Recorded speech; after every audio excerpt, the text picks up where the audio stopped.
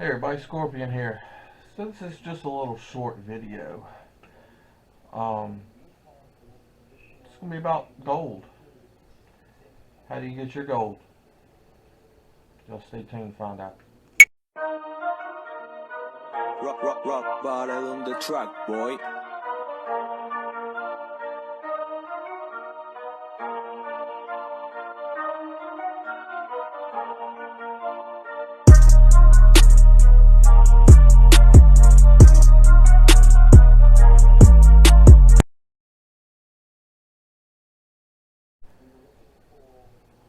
Alright. Let's see if we can zoom this in a little bit here. Make this a little bit better. Maybe.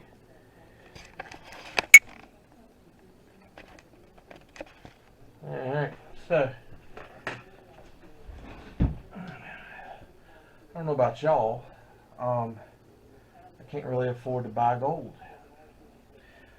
At 1,800 and something an ounce, plus the markups and all that stuff. 2,000 an ounce. It's just not me. I don't have that kind of cash flow, free in my life. So, with that said, this is how I collect my gold. You've got gold fingers off of circuit boards and stuff like that. You got gold in some of the things that stuff plugs into. All those little metal pieces in there, they're gold. You see them shining. You've got the ends off your wires. This is off ribbon cables. Not all of them are gold, but there is quite a few that are. You've got pins. Now granted, it took me a couple hours to get all these pins right here done. It's a slow, tedious job, but it adds up. You got some of your plugs that are easy to get to that has gold on them, and that's where most of your pins come from. Then you've got some of your circuit boards and ribbon cables and different things like that that has gold on them. Some of it has it on both sides at points. Some of it just has little dots on there. If y'all can see those 3 little dots. Some of them have a bunch of tiny little gold dots. If y'all can see that. This is where I cut the ends off too. And things like this. But being I'm gonna get all this gold off. I kept the whole thing. This is actually a circuit board. Still got the IC chip on the other side. So this is how I get my gold. A lot of your boards like this, everything showing through that green is gold. So some of these you can strip. See, there's some down here on the back too. Some of these you can strip your green coating off, and the whole board is coated in gold. Just depends upon what the board was being used for and all.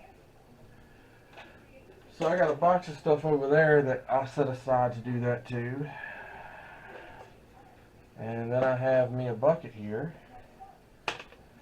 that I add all my little things to. And I've been adding to this bucket, I don't know, a month, maybe a month and a half. Just slowly as I go along.